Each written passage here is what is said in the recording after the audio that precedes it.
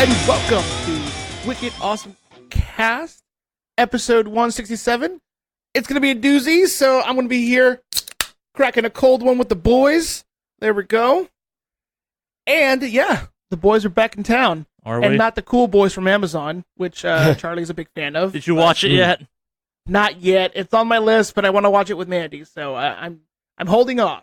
Man, you should watch But it my already. coworker has watched it, and he said it's fucking good. Yeah, it is. Obviously, you said it's good, and It is. yeah. Other than your thoughts on Pop-Tarts, I do believe a lot of the stuff you recommend. So When it comes to TV, we're in agreement. yes, we are. But yes, hello everyone.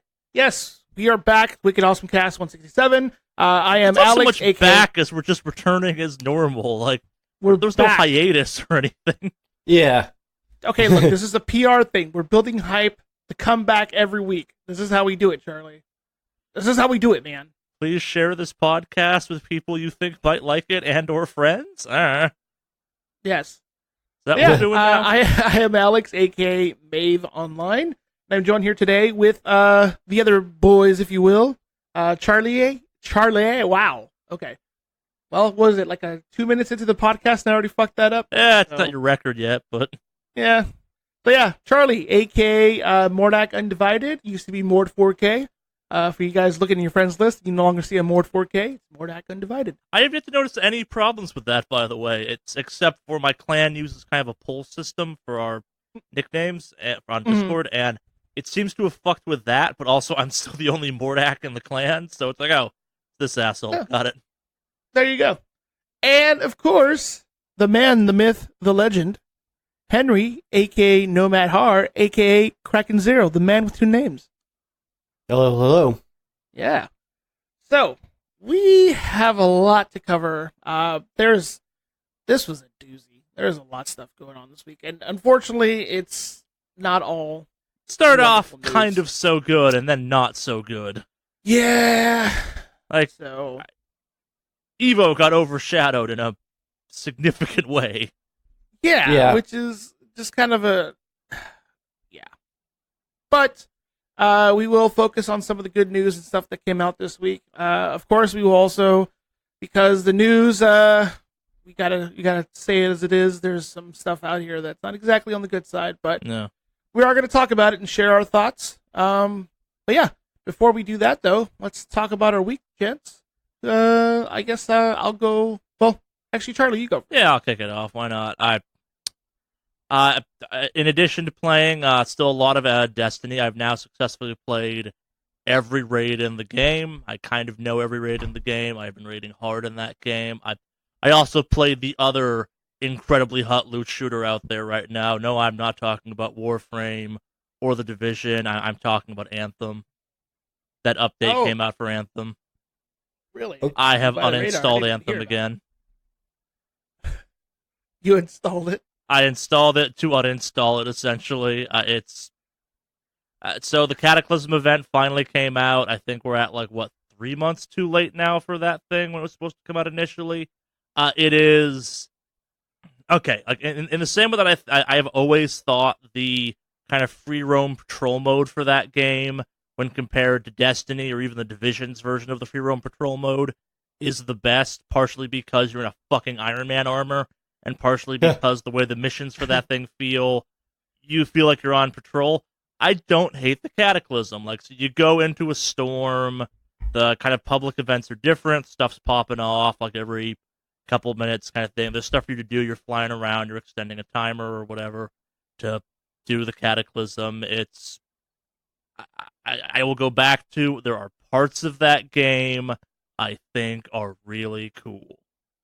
There's no one part of that game except the lack of shit to do at this point that I think is bad. I think the combat in that game is still fun. The being in a goddamn Iron Man armor is one of the best things you can do in a loot shooter, because it opens with they added some cool stuff. There's a couple new weapons. There's melee mods, so you can actually change what element your melee attacks are, which is cool. I like Anthem. I wish Anthem was better. I wish there was a reason for me to play Anthem. But yeah, it'd be cool if they did more with that game. I think this is the last we're going to hear anything about that game ever, but what the fuck do I know? I think that's all I have to say on Anthem, unfortunately. Which is weird, because I went into the Cataclysm update being like, here we go again. Prepared to be disappointed. Came out, I'm like, man, that didn't suck. But it wasn't good enough for me to care about this game anymore, I don't think. I've been giving you rope until this point, and you've successfully hung yourself. But also in the same weirdest way, maybe just kind of the resurgence of people coming back to check that thing out. Their matchmaking didn't take forever. I'm playing on PC. Matchmaking seemed actually weirdly fine. Like, I was expecting it to be impossibly long. It didn't totally suck. But yeah, that thing's a goddamn ghost town. At least, yeah. Anecdotally, I've heard it's more of a ghost town. I did not experience the full-on ghost town, but yeah, don't know. But beyond that, I got a year older. I'm now officially still the youngest person on this podcast, though. Welcome to the club, old man. I hope you look forward to everything hurting. In typical fashion, I celebrate my birthday by kind of ignoring it's my birthday. Me and my fiance got Russian food and stuff for dinner and stuff like that. But we also went to the Void, though. Now 2 of the 3 members of this podcast have been through the Void. I did the Star Wars thing, and that thing is fucking rad. Yeah, right? Yeah. The Star Wars thing is cool because they give you you're in Stormtrooper armor, and they give you a physical gun, and you shoot other Stormtroopers. It's pretty goddamn cool. But so probably the funniest moment from that entire thing, like, unintentional hilarity happens in that thing. The best of which is that my fiance is a foot shorter than I am. And the way the Stormtrooper thing works is when you're looking at someone, they show up as a Stormtrooper, but they just scale a Stormtrooper down to the correct height for that person. So take a Stormtrooper, like a normal, we'll call it 5'10" Stormtrooper, and scale that down so they're now a 5'1", 5-foot Stormtrooper. It is the fucking funniest thing in the world. Just my brain's going like, you're awfully short to be a Stormtrooper. It's like this tiny, child Stormtrooper next to you, and I thought it was fucking hilarious. I'm waving the storm, like I think Henry covered this, but the game, the thing tracks your hands, and I'm waving a Stormtrooper hand above the head of another Stormtrooper, being like, this is fucking nuts. Yeah, the Nicodermus thing sounded cool. I like shooting things, so I did the Stormtrooper one. It's real cool. They do some real cool 4D effects. You fight a lava monster at one point, and it gets warm. I want to spend some hours just looking at kind of that whole harness tech thing they have for the VR equipment, just because it's impressive. Every really part impressive. of the Void is impressive. The backpack headset system, I think, is the most impressive out of all of it, just because there are so many considerations taken into making that part of the experience feel good. I'm not sure if Henry talked about this much, and this is part I found interesting from a kind of theme park designer standpoint. They don't make you pull on the backpack. It's on a hook hanging from the ceiling. They can lower down, and you kind of slip into it, and then it already has extenders built into that shit. It fits so goddamn well, and the way it's designed means it can fit someone like Henry, who is half as big as I am, or me in the same vest incredibly comfortably. After 2 seconds, I forgot I was wearing the vest, the whole uniform. And it's not light. It's probably the entire setup probably weighs it's like having a 5-10 pound backpack on your back. Give or take something like that. But you forget it's there. I can't make RV helmets go away, but it's a Stormtrooper helmet, so having peripheral vision plastic didn't bug me that much. It kind of made a certain amount of sense. I was unbelievably impressed. As someone who's kind of historically when it comes to VR, just because it doesn't quite work so well for me, I was floored by how well the Void did. It was incredibly cool. And it's not even that expensive. Yeah. I mean, that it's really cheap. I mean, I think it's amazingly cheap. I couldn't believe how cheap it was. Oh yeah, no, there's a very decent chance that when Alex, you're down here and Jeff is in town for my wedding, I'm gonna drag you two and Henry to this thing, because it feels like a thing that SWS should all do, as a squad of 4 stormtroopers. Yeah. Yeah, I have not done the Stormtrooper one, so I'm interested in checking that one out. Yeah, I'm a big fat chicken when it comes to horror video games. The idea of doing the Nicodermus one appeals to me, but the idea of also doing VR horror game thing for my birthday seemed like just a poor choice. Yeah, it's actually terrifying. Yeah, I mean, it's straight up terrifying. Yeah. Yep. Yeah, that's been about it. I've been playing lots of Destiny still. There are a couple games coming on the horizon. I'm like, I'm gonna play that when it comes out. Like, I think Rogue Galaxy launches this week, which I'm super excited for. Starfinder Light, as I like to call it in my brain. Yeah. That's what have you two been up to? Let's see. So obviously, I don't know if you guys know this, but I've still been playing WoW. So that's the thing. We finally got 4 out of 8 Mythic right now. We got a good Ashvane kill yesterday, actually. So that's hot off the press, if you will. But yeah, I've been enjoying this tier, and it's really interesting transitioning from a melee raider for all of my raiding career to a ranged character. It's been a really interesting transition for me. So you gotta finally step up and become a hunter. No, I'm a elemental shaman right now, but I do have a hunter fully leveled up now. I just need a Garrett. So we'll see. I don't know. It's interesting. Real men play hunters in Classic. Just saying. I'm not gonna fuck with Classic. You should come fuck with Classic with me. I don't care about Classic. I'll do it only if you guys are jumping on board. But I will come back and play Classic for a week. Classic on my own, hard to pass. So, pay me some boars. Get dead zoned by them boars. Oh yeah, that's right. The Hunter Dead Zone's a thing back in Classic. And remember, all gear is hunter gear. Yes, 100%. It's got high end, I need this gear. It's got high strength, I need this gear. Let's see. Oh, my PC parts have finally arrived. Ooh. So I look forward to assembling my new PC this week. Are they resting safely, I guess, in the sacred anti-static zone? They're in their boxes in the living room. Well, la-di-da, Mr. I don't have a weird sacrificial altar I place my computer parts on before putting them together. Me. I work in IT and don't have a sense of whimsy. I have a small apartment. I don't have the luxury of a dedicated... You make space for important things, Alex. I do, and right now I don't have space for that. So, have you started taunting your old computer with your new computer parts yet?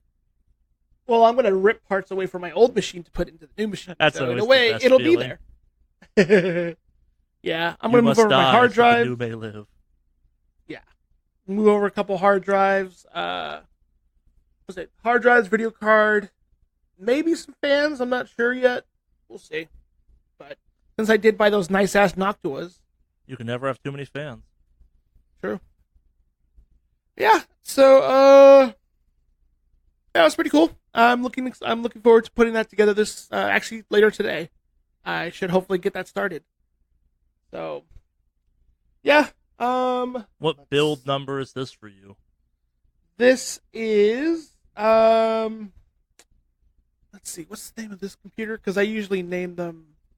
So my current computer's name is 011. So this is the 3rd build I've done. Okay. For myself. Yeah. So this is 011. I did consider calling this one 100 for the 4th build. But no. 011. This is the 4th build already. This will be my 5th one. Yeah, because 100 in binary would be 5, I believe. Am I wrong? Anybody want to confirm that one for me? It'll be 1001 to be 5. Oh, okay, 1001. Okay. Well, yeah. So I got to figure that one out. But yeah, I think it's either my 4th or 5th build. Gotcha. But I since this is a Ryzen PC build, I figured I'd call my new computer Bad Moon Ryzen. I'm impressed you didn't go with some Phoenix reference. No. Phoenix reference would be all right, but I like the idea of using the Ryzen processor name and just going with the reference to was it CCR? Yeah. Hold on. 5 is 101. Yeah, 101. 101. Okay. Yeah. But yeah. Yeah, this is I think I'm going to just go with Bad Moon Ryzen. So that'll be my build name. I just go like Lilith 1.0, 2.0, 3.0 at this point. We're at 3.0. I've always tried to come up with clever names for each. Oh no, this stems back from the joke of back in high school where it's like, you date your girl, can't give it a fucking girl's name now, so it's a little less weird about how much time I'm spending with it. True. Touche. And it's been Lilith ever since. Yeah, so as far as the PC side, that's pretty much... Oh, actually, there's one other thing. Oddly enough, I've been enjoying more Brawlhalla recently. Why? Brawlhalla... I like Brawlhalla, and I don't own a Switch. Fair. So...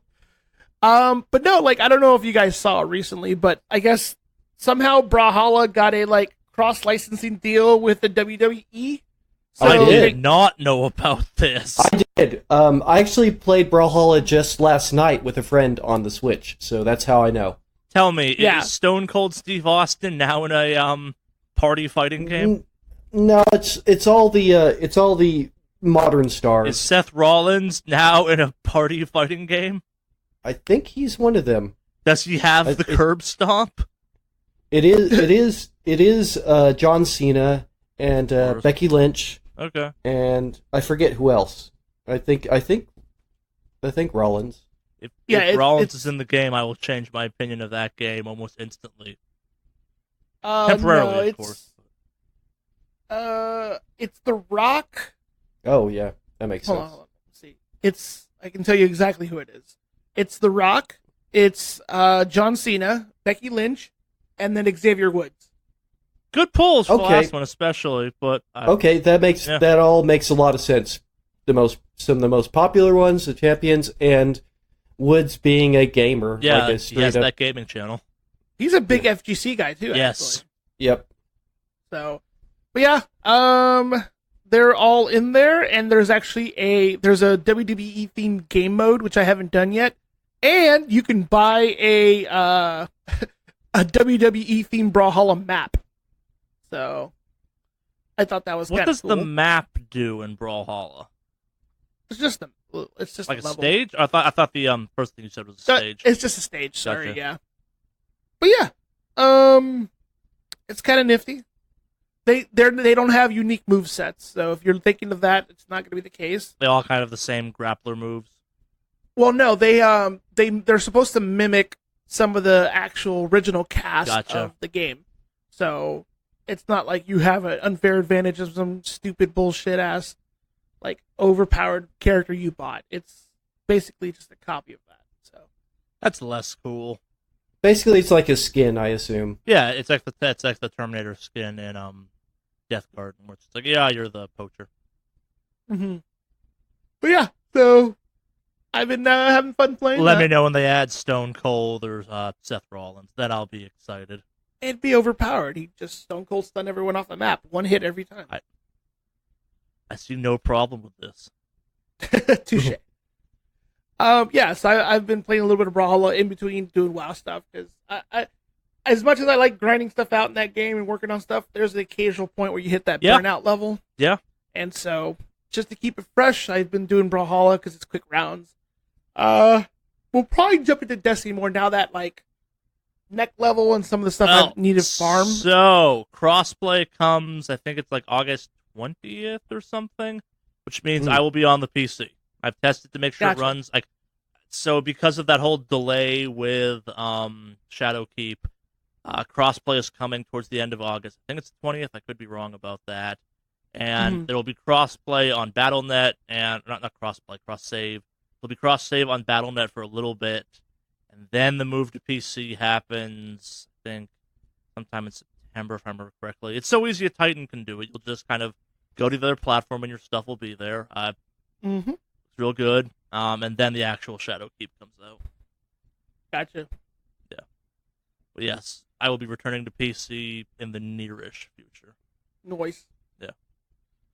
Yeah, I'm excited. So I'm excited too. I look forward to jumping back into that, especially now that I'll have my new build going. Things will run a little bit better. And I have so much gear you're gonna want. Although I do need to make sure that everything's patched up, because from what I remember, when the new Ryzen processors came out, Destiny 2 wouldn't launch on them. So there was an issue with that early on. Yeah. So it's been fixed as far as I know, but I got to make sure everything's downloaded properly, make sure it's working. Yeah, that should be something you make sure works. That would suck. Yeah. Hey, Alex, we're gonna play today. Where are you, Alex? Updating drivers. Hey, you know, it's funny. I don't even think it was a driver thing. I think it was just the way the processor would handle the game. It's like the way memory's allocated or something weird like that. And yeah, it's been fixed, but yeah, it was a thing. So I remember reading about it on the Destiny 2 subreddit and the AMD subreddit, actually. But yes, it has been fixed. Sorry. Harry Potter Wizards Unite is actually been my mobile getaway. Yeah, Jen's been playing a shit ton of that thing still too. Yeah, I like Pokemon Go is okay, but like I'm enjoying just there's a little more things to do in Harry Potter.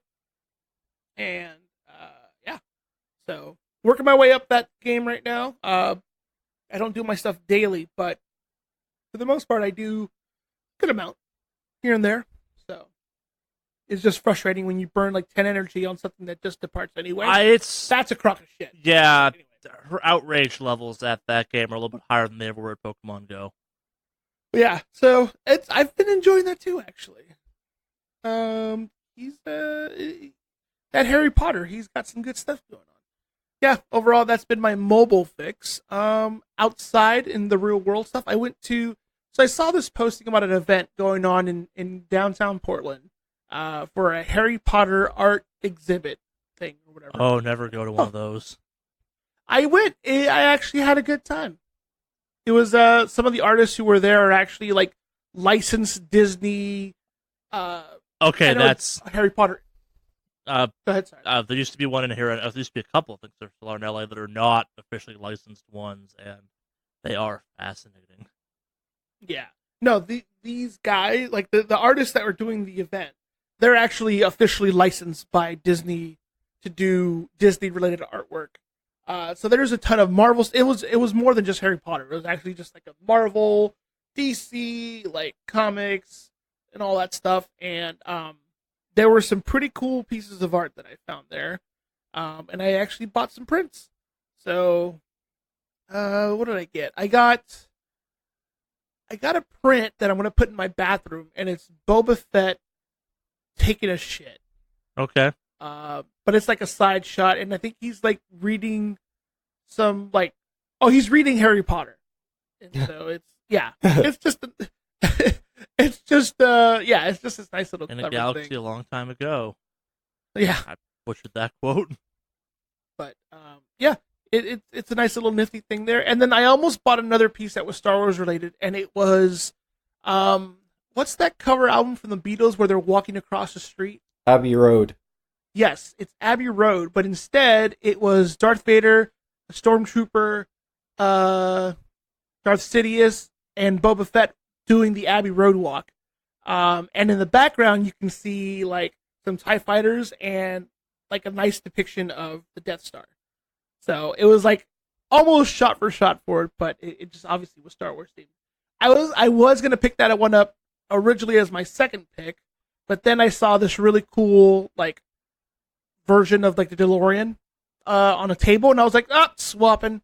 And I grabbed the DeLorean one just because I love Back to the Future a lot. So, but yeah, so I think Mandy got some other pieces there. We got some Harry Potter related pieces over there, but yeah, it was a nice little show. It was smaller than I thought because I'd never been to one of these kind of events before, but it was a little bit smaller. But it was nice to go out and enjoy a little bit of sunshine. And then I was like, all right, back to my cave and where I can hide here, if you will. So, yeah, that's pretty much been it for me. I don't have anything else to cover as far as I know. That's been it's been my day or my week. All over the place this week. All right, Henry. All right, so I played a couple of games. Oh. I played some Slay the Spire. I've been playing with mods more recently because, I mean, I've gotten to a point where it's just like, I've kind of figured out how the main 3 characters work. Back up a step. What does a mod for Slay the Spire do? Well, all right. So the one I'm using right now adds another character. Ah. And so I've been using one called the Cursed. And so the Cursed mod is really cool. Essentially what it allows it revolves around the curse cards that you can get in your deck. And all of its powers revolve around that. Introduces one new power. I forget the exact name of it, but essentially you can unlock an additional ability on a card if you burn one of the curse cards in your hand. Mm. But the card anyway requires you to basically get rid of a card anyways. But if it's a curse card you get rid of, then it actually activates an additional property for it, such as doing additional damage or giving you another turn or drawing cards or something like that. It has some other things that will just burn curse cards in general, like it'll just discard or burn them, like get rid of them completely. And yeah, it's a really cool deck to play, or a really cool set of cards to play with, because it is, I mean, the thing is, there wasn't anything, I mean, the curse cards were just kind of sit in your deck, and they're just frustrating, but the Cursed mod gives you a character that can actually utilize them, and it actually makes sense to have more curses in your deck, and to have certain cards that, like, when you use them, they'll put a curse into your hand in case you need one, because there's another, like, one of the cards will do damage for each curse card in your hand. It'll do, like, a certain amount of damage, so it'll, like, do 8 damage per cursed card in your hand.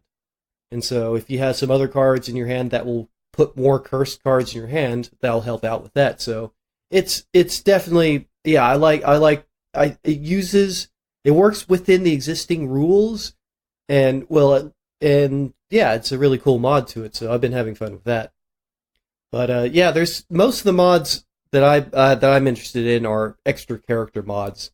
I played one that was a Sailor Moon one, but it's really difficult. It relies heavily on card combos and playing cards in a very particular order. So that one's actually pretty tough. But in any case, yeah. I like that. Apparently it's pretty easily moddable, so that's pretty cool. Alright, so I picked up a game called The Bridge. I actually picked it up a few weeks ago, but I started playing it this week. And it is a puzzle game. It is a side-scroller puzzle game. It's very MC Escher inspired. And so all the levels have this, definitely the look and feel of a MC Escher print. And go on. Most of it involves turning around the whole world. So gravity remains always downwards, and so you spin the world around the character. What was this game called again? The Bridge. But yeah, you spin the level around your character, and you move your character as well. So you have 2 controls. You have one control that moves your character around, and then another control that moves the entire level. It spins the entire level around. And so that one's been pretty challenging, to be honest. Yeah, I like the challenge though. I mean, it's not. I haven't played through it. I haven't played all the way through it yet, but it's challenging enough to. Yeah. I like it. I like it a lot so far, and it's introducing new elements slowly, and so it doesn't feel like you're hopping in and all of a sudden it's overwhelming. It slowly ramps up the difficulty, and so that's pretty nice. But yeah, I've been enjoying that game. That's super cool. Yeah. Outside of that, I haven't really been up to a whole lot. Watch a few shows. Still watching Legion. Legion is still super, super awesome. There again, I just don't want to talk too much about it because It's just it's a show that's especially ruined by spoilers. Like it's just one of those shows.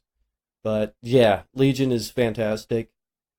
Still watching the last, well, as far as I know, the last season of My Little Pony, and not too long ago, Weird Al Yankovic's his pony made a reappearance, and so that was cool. He has a pony. He is a pony named Cheese Sandwich, and so. But yeah, I honestly haven't been up to too much. Yeah, I mean, it's been a quiet week for me, I guess, for the most part. Yeah, I didn't actually watch Evo. I don't know. I guess I didn't either. Ultimately, I had thought about it. There's a couple of games I wanted to see, but yeah, I just didn't really watch it this year. But anyway, yeah. So yeah, that's kind of it for me. I guess. Yeah, I just didn't have a whole lot going on this week and didn't play that. I mainly only played 2 games.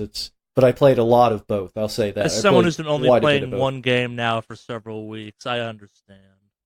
Yeah. But yeah, I guess that's pretty much it for me. All right. I think that's news then, everyone. Should we news time? Yeah. All right, we're going to start off this week with our controversial, seems like the wrong word, but unfortunately it is, because that's what we live in, and saddest and kind of, in some ways, most news of the stuff we often cover here. Like, we have some other kind of news-esque stuff, but this goes beyond kind of the typical gaming space of what we normally talk about. We're not CNN or some other actual news outlet kind of thing. Like, we're not here to inform you. We're here to mostly entertain you and talk about video game shit, stuff that, while we care a great deal about, in the grand spectrum of things, is not that important. Except when it bisects with shit that really is important. And you live outside the U.S., thank you for listening. You may not be familiar with what happened. Literally, like, last weekend plus, like, literally last weekend, we were still getting details about the most recent round. And I use the word round here quite literally because we got back-to-back mass shootings here in the U.S. And once again, kind of in reaction to this, we, like, made it less than 12 hours before someone was out there claiming it was, once again, video games' fault for the mass shootings. And the general reaction to it this time around has been kind of an interesting one. We've had stuff fall on both sides of going along with that and calling it horseshit. I think it was like Reggie of Nintendo America fame got out there and posted a variety of graphs, they're official, that basically show video game revenue and popularity in a variety of countries that don't have mass shootings, kind of as an effort to combat this. All the typical studies that say, hey, this isn't a thing, resurfaced. And then on the opposite side of the spectrum, you had, and you may have already heard about this, and half of it's true and half of it's not, so we're going to try and break that down some here. Walmart, there was rumor going on that Walmart was kind of pulling all of its violent games from the store. They weren't doing that. They pulled on all the advertisements, which not all Walmarts, but a significant number of the Walmarts in the U.S. do indeed sell guns. Typically, the gun section is right next to the toy section. They left the fucking guns on the shelves. Yes, let's pull violent ads, but leave the actual weapons on the fucking shelves. Well, and this actually came after, and this was kind of the more fucked up part of it. A bunch of Walmart employees were, I think, planning on staging like a walkout or like a strike day or something in an effort to get the guns pulled from the store, and Walmart kind of came out hard against that, being like, you do this, we fire you. Yep. What? Walmart doing shady shit like Yeah. What? Color me fucking surprised. They're such a moral bastion of morals. The dress code required to enter one of their stores should tell you everything you need to know about those stores. But it just blows my fucking mind that we're on this again. Yep. And they're just grasping at straws once again to try to not regulate guns like every other peaceful country does. Yep. It's like every country has video games. Matter of fact, some countries they play more video games than we do. South Korea being one of them, definitely. And China. none of them have mass shooter problems. Yeah. And I just want to throw this in as well. Like, they're also, going with, it's mental health. Well, they've actually done studies. None of these mass shooters have been found to have any mental health problems. And there again, every country has people with psychological issues. Only one has a mass shooter problem. But guys, if you take the guns away, they'll just use knives. Yeah. So you may have missed this, but like the day after the shootings, we had a knife spree go through LA. Turns out it's way harder to kill more people with knives than people think. Yep. Yeah, so it's just... they're not dangerous, but... And you know what? There's actually several knives that are banned. Like, you can't get a Bowie knife in most states because it has a double-edged blade. It's something having to do with that. You can't get butterfly knives. You can't get a switchblade, at least not a straight out. You can get these side lock switchblades, but not the straight out switchblades. It's the most ridiculous thing that they go to video games again. That the studies at most have been inconclusive and sometimes showing an increase in aggression as far as on a test, or a survey that people fill out after playing a game, before and after. But it's like sports obviously causes way more aggression. I mean, we have actual riots happening because of sports. So I mean, this whole, I'm sick of the whole. It's just a smokescreen. And I hope more people are waking up to the fact that it's an obvious smokescreen. It's an obvious trying to get around dealing with the actual problem. They keep pointing in every direction but actual guns. And I think Walmart pulling the in-store ads for games and leaving guns on the shelves is a perfect example of literally not doing the thing that needs to be done, of completely ignoring the actual problem. It's just, I don't even have words to describe just how much it blows my mind again, and it's also makes me very, very angry that it's likely nothing will get done, that no laws, no regulations will be passed, and that some people think that their guns are worth more than lives. Yeah, see, I'm a little more jaded by the situation, and it's something that I saw, and it just really kind of opened my eyes in the situation. I was like, look, when a bunch of school kids got shot in elementary school and nothing happened, Sandy this Hook country's not going to do shit about it. Yeah, Columbine, Sandy Hook. I mean, not even Columbine. Like, that was just kind of the start of it. Like, the fact that elementary school kids got shot at Sandy Hook, and everyone made it an issue about something else and did absolutely nothing, made me realize this country genuinely does not give a fuck about doing that kind of stuff. So it's just another round of shootings, and we're just like, oh, well, shit, it happened again. It's just very much like that Onion article that every time there's a mass shooting, they just update the article with the names. It's literally a copy and paste of the same article. They just replace the location and this and that. Yeah. No, I'm a lot more jaded in that sense now, unfortunately, and I hate to be jaded about things, but yeah. When this country officially did nothing when a bunch of school kids got shot, this country's not ever going to do a damn thing. Unless something radically changes, we're not going to do a damn thing. Oh, but we did do a thing. ESPN and ABC delayed a kind of predated broadcast of an Apex Legends tournament. Because that was the problem? Yep. We did it, boys. We fixed it. We got video games on TV that cover sports and then off TVs that cover sports. Handshakes, everybody. We fixed gun violence. I just, it's beyond even my ability to really talk that much about it, or else I'd talk forever about it. Yeah. Like banning guns is such a stretch. That will never happen. That's literally what no country has done. Like, no modern democratic country has a complete ban on guns. Japan, you can buy a gun. Australia, you can buy a gun. Germany, you can buy a gun. But you know what?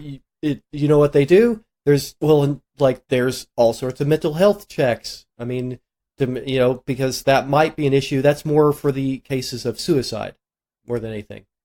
Yeah.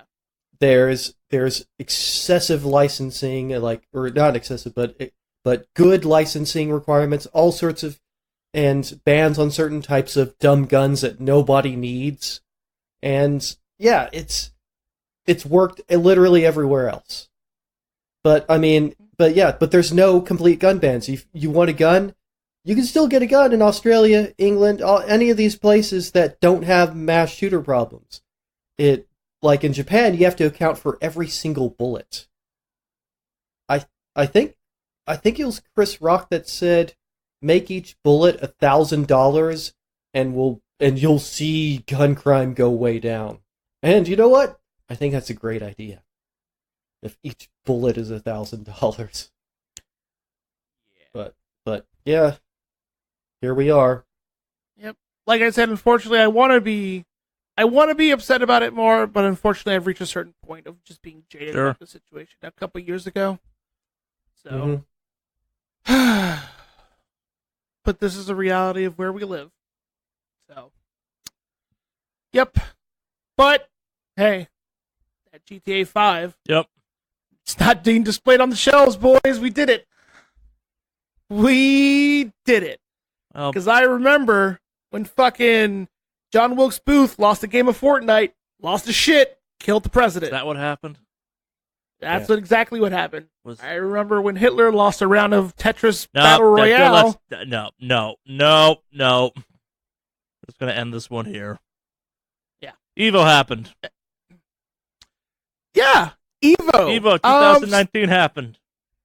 So let's go a little bit over the Evo results. Let's do the winners, and then we'll do the announcements. How about? Yeah, that works for me.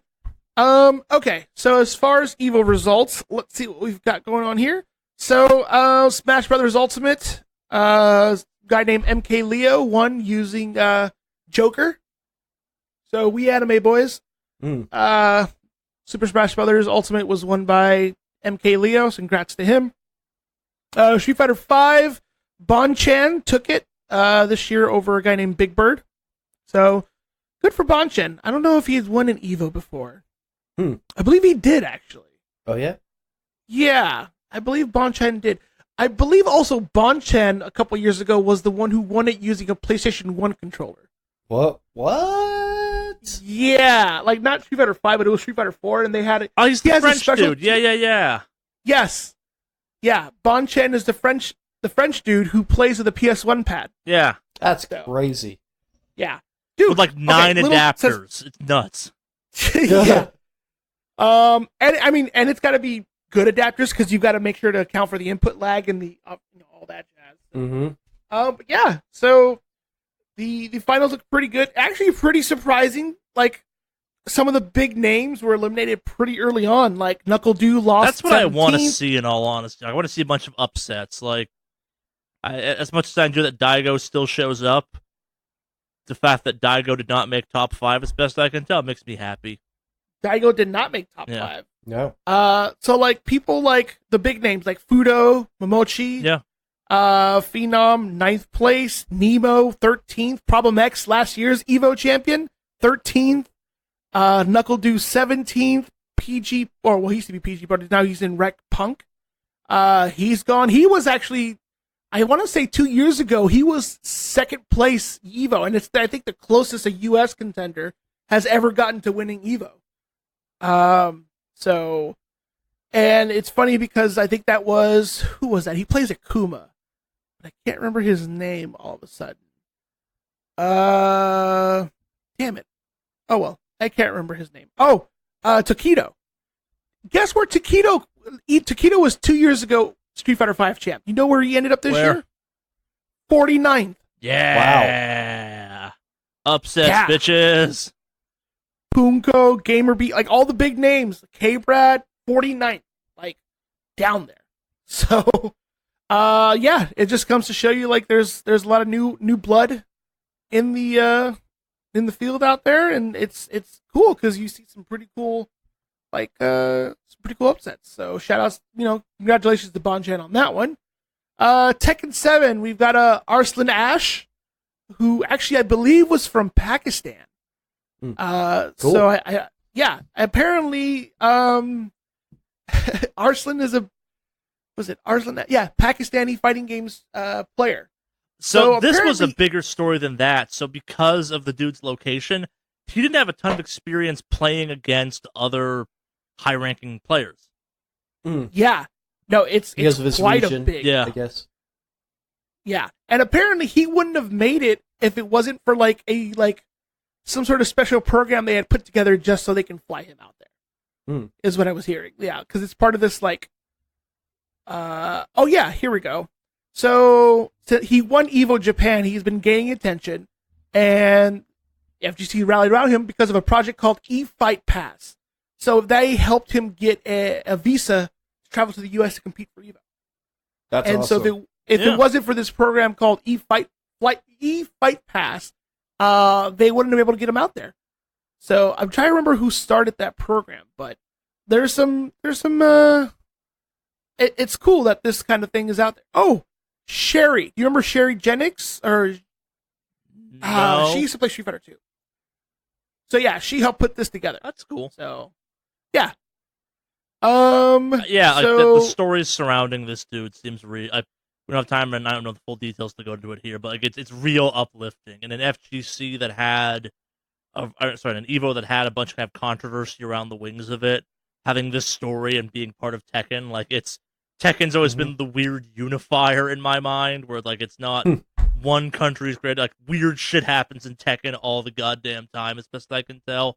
The fact you have this unknown kid come out of was it Pakistan? Yeah, Pakistan. Yeah, and just wreck is just real cool in my book.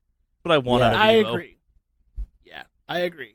So he's shout outs not to him. unknown, but at first main stage Evo performance kind of thing. Yeah, Japan exists, but it's not Evo. Yeah. Evo Japan. So some of the big names obviously didn't make it through this year. Again, Little super Majin, excited who about was that. Yeah, Little Majin, who was the big U.S. contender who played King last year, who everyone rallied against. Yeah. 9th place this year. It was a good Evo. If you didn't get a chance to watch it, it was a good Evo. Genjuro Showdown. I'm sorry, Samurai Showdown. Genjuro Showdown? Because Genjiro's such a fucking top tier that all you saw for a good chunk of time. Dude, did you see the creator of that game's reaction to the request for balance? No. Balance makes fighting games boring. But yeah, basically, if you look at the list of all the characters used, it's just Genjuro. Well, I'm looking at this top Charlotte. 5, and it's only one Genjiro. 2 Genjiros. Top 5 is a couple. No, there's 2. No, it's not top 5. No, 3. 3 out of the 5 are Genjiros. RB was Genjiro. Reynald played Haomaru and Genjiro. And Infiltration, who took Samurai Showdown, played Genjiro. Maybe you're looking at a wrong list. The one I'm seeing is the top 3 are Genjiro, Hamahura, and Tam Tam. Haomaru. Tam Tam. Yeah, Hamarar. Haomaru. Haomaru, yeah. Haomaru, Genjiro, and Tam Tam. Tam Tam being the only one off, and I think the only person who uses Tam Tam is fucking Justin Wong. Yep. So the rest of them are all Haomaru. Did I say that right? Yeah. Yeah, and Genjiro, with the occasional Charlottes in the mid tiers for 9th and 17th and all that. So motherfucking Tam Tam. Yep. MK11. I know this is going to be a shocker, but Sonic Fox took MK11. Oh, I thought it was going to be Daigo. No. But, yep. See, Sonic Fox is the NetherRealm Studios champion. He's not just MK11 champ, but this dude just fucking rocks NRS games. It's just what he's good at. Yeah.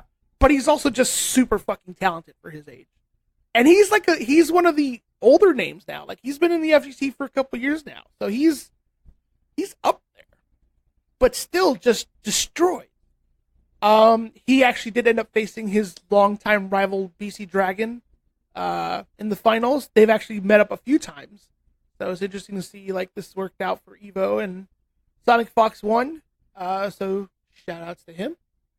And I believe it was a full sweep. It was because Sonic Fox, I believe, was in winner's bracket and just swept it. Yeah, and of course I just kind of love Sonic Fox. He's just full of joy and just wonderful. Yeah, so he rocked it, and of course he was at Dragon Ball FighterZ's finals, but he did not win. Goichi took it this time. Well, son, we have to take this second to go back to our favorite thing about Sonic Fox, which is his Twitter presence.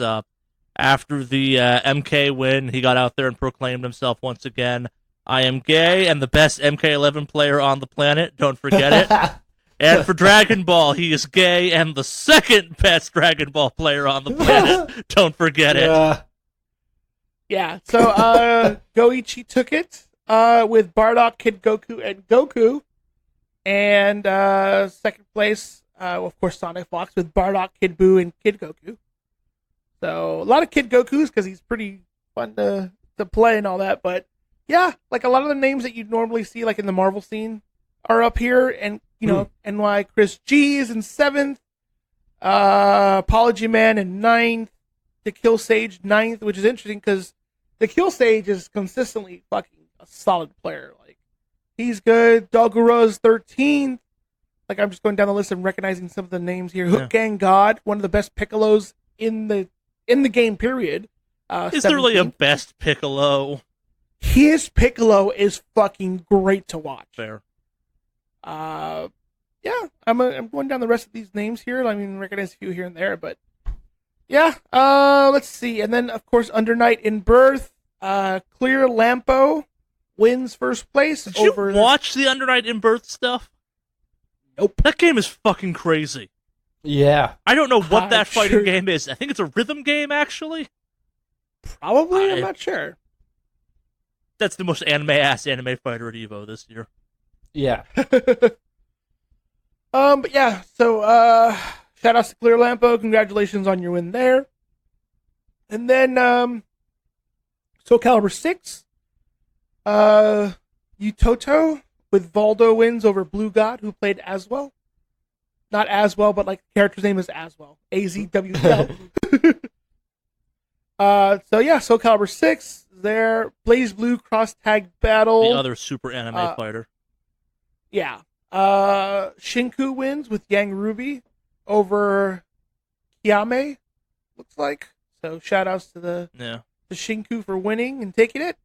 Looks like there's a few other games they had here. Like I'm just gonna go over really quick here. Guilty Gear. Yeah, that's still a thing. XRD. Yeah. With Deb winning, Marlon Pie in second. Oh, Marlon Pie's still around. That's cool. I love watching Marlon Pie play. It's a shame he doesn't do Marvel stuff anymore. Blaze Blue Central Fiction. Yuta wins. They had Marvel vs. Capcom 3 as opposed to Marvel vs. Capcom Infinite. They have fucking for hilarious. a while, yeah. So Joey D, that's a name that's been around for a while. Shout outs to him. Good for him. I appreciate that. Let's see. Street Fighter 2 Turbo. Nakamo Sagat wins over Reno MD. They did have a side melee tournament. Yeah, we're in the side tournament shit at this point. This is just not the televised version. This is getting pretty far to side tournament. But yeah, Hungry Box. I don't see any of the side tournaments worth. In the Super Street Fighter 2, I do recognize one name. It's a streamer that I watch quite a bit who does mainly arcade streams. Lord BBH. And okay. Coming in 7th. Hey, in there Super Street was Fighter 2. also a Marvel vs. Capcom tournament there. Infinite. Yep. Like, oh yeah, they did. Like there was a Pokken one there and stuff like that too. I'm seeing what the Catherine results for if I can find them. Okay. There was a Sailor Moon S tournament? Of course there was. This is EVO. This is EVO, dude. If it's got a fighting game, people will play it.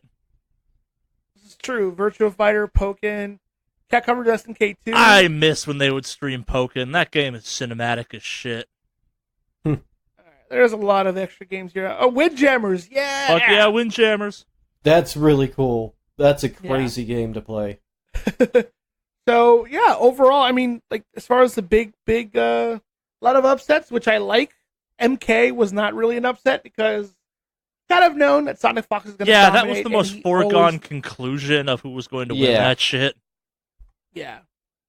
I think that's consistently, like, that's probably the one that will never be a surprise, unfortunately, just because unless someone comes out the fucking someday woodwork. someone will be better than Sonic Fox at Mortal Kombat. For now, though, no one is, and that's fine.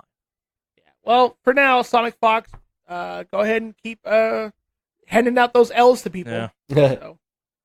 But yeah, since obviously one of the big things that we have with Evo, other than the tournaments, is announcements, and which was interesting was, I think we talked about it last week. Street Fighter ended up leaking. Yeah. Well, Steam accidentally leaked out the new DLC pack for Street Fighter, so they just went on ahead and announced it before Evo this year.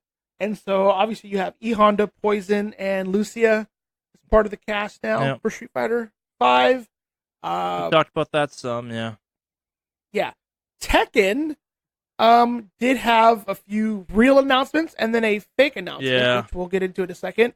But I have to say one of my favorite announcements for Evo was the announcement of a character named Leroy. Let's run Leroy through Smith? all the characters first, though, because there's some cool characters in that.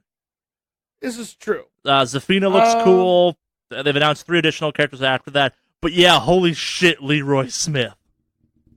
Yeah, Leroy Smith looks fucking awesome. It's so Leroy Smith, I believe, is based off of he does Wushu, right? Yeah. So he looks so fucking cool. And so there's a lot of hype on him. I actually saw something really funny on Twitter. I'll have to find a link and show it to you guys, but somebody had said, you know what? Harada is invited to the cookout after making Leroy Smith. And he's like, what's cookout mean? And like, he's not 100% sure on it. And so they explained to him kind of like the play on like, hey, if you get invited to the cookout, it means you've got like an invitation kind of like as a thing for like having black representation and stuff like that. So I thought that was really cool. He's like, yeah, that sounds really fun. And he's just really wholesome about it, which I thought was really cool. So, but yeah, Leroy Smith looks fucking great. Yep. I look forward to watching. Sorry, it's 2 more characters, not 3, like I said initially. My bad. But if you've not seen the trailer for it, it's a fucking hype ass trailer too. It is a great trailer. Now you might have thought 3, but it's actually 2 because there was kind of a gaffe that didn't really play well at Evo this year. So, at one point during the announcement trailers and things that were going on with Evo, they showed a scene of like Solid Snake talking on a codec screen, saying, "This is some good ass Tekken." So, yeah, basically they had Harada talking to Solid Snake on the thing or whatever. And it was like, this is some good ass Tekken. It was just kind of like a running gag on people really enjoying Tekken. So people got hyped thinking, holy shit, they got Solid Snake in Tekken 7. And it turns out it was just a gag. People got really upset about it because turns out, well, not just people, but specifically the voice of Solid Snake, David Hayter, was actually pretty fucking upset about that. For a number of reasons. Number one, they didn't consult David Hayter or Konami on doing that. And B, he didn't know, because that was actually his voice, it turns out. I was following the update on this. But it turns out he actually did record that clip, but they didn't tell him it was going to be used for that. He thought he was doing a one-off, just like as a little joke or for fun. But no, like, yeah, he was like, no, that they did not, like, that was not. Yeah, that's a little If I'd shitty. known it was going to be for if I had known it was going to be promoted for some company, I wouldn't have fucking done it. He thought it was just doing it for someone for fun. Because he does that for fans. Yeah. So, he was pretty fucking pissed. Yeah, so actually here, let me read the tweet that he put out. Yeah, I think he got the request on Cameo and didn't realize it was literally for Evo. Somebody had tweeted, and he replied, exactly, I'm happy to record private cameos for anyone, but it is not okay to use my voice for the promotion of other properties. Thank you all in advance, DH. And predictably, half the internet got why this is a problem. Half of it was like, I don't get it. He's just being a jerk. It's like, no, that's kind of his job. Yeah. So, and then of course Evo had to come out and tweet and say, hey, just to clear things up, Snake cameo video that we showed during the Tekken finals was our idea of a little joke. It was not intended to imply a character reveal and was done on our own without consulting Bandai Namco. So Bandai Namco was not in on this. And people, like a couple big names in the FGC, are like, yeah, no, that's not fucking cool. Yeah. Yeah. Especially if you don't consult people. Like, Yeah. so, yeah, I mean, you don't even consult Bandai Namco, who fucking owns Tekken, to do that. You don't consult Konami, who owns a franchise, and he's the voice actor. So, Yep. and considering the level of like character reach that Tekken has now, with like having fucking Noctis and Negan from Walking Dead, it wouldn't be a stretch to have Solid Snake in it. Except he's in Smash. Yeah, but you could be in multiple games. I don't know, actually. I'm not sure what the rules for that might be. But yeah, so a little bit of drama on that one. Yeah. But yeah, what I know they announced a new update to Under Night and Birth, I Well, believe. you're missing the Soul Calibur officially is getting Cassandra. We've already talked about that on this podcast, but they That's put off right, a trailer yeah. showing Cassandra. Cassandra is definitely Cassandra in this game. Yeah. So And they have they have Season 2 DLC coming, which that's they don't know what 3 of the 4 characters are, but one of them is what's it from Sam's show? Oh Hamura. yeah, the main Haomaru. Haomaru, sorry. Haomaru is going to be in. Yeah, he's going to be in Soul Calibur Yep. 6. So that's pretty fucking cool. So I saw that announcement. Initially, my reaction was, "Oh, just what that game needs, another samurai." Pause. Actually, no, there's not a lot of samurai in that game. That game does need more samurai. Yeah. Yeah, there's only one. Depending which game you're talking about, up to 3. Mm-hmm. Because Yoshimitsu is technically a samurai. True, I forgot about it. But yeah, Cassandra's. I actually like Cassandra a lot. Me too. She was one of my favorites as well. She is Although better like- Sophia. I like her. I like Rushdown style play, and her and Cassandra and Sophia are super Rushdown characters. Especially At least the way I Cassandra. play them. Yeah. Yeah. So yeah, we've got that going for Soul Calibur. We already talked about Street Fighter, and we talked about Tekken. Samurai Showdown. They announced their next wave of DLC characters, and it looks pretty cool. It looks like their schedule is that they get a new character every month for the next 5 months. That's So cool. So Ruru, I fucked that up. She's coming out, I guess. Yeah, there you go. She's out August. There's a free one in September. Shizumaru Hisame, Basara is October. Kazuki Kazama is November, and then Wanfu in December. So you got a DLC character coming out for the rest of the year.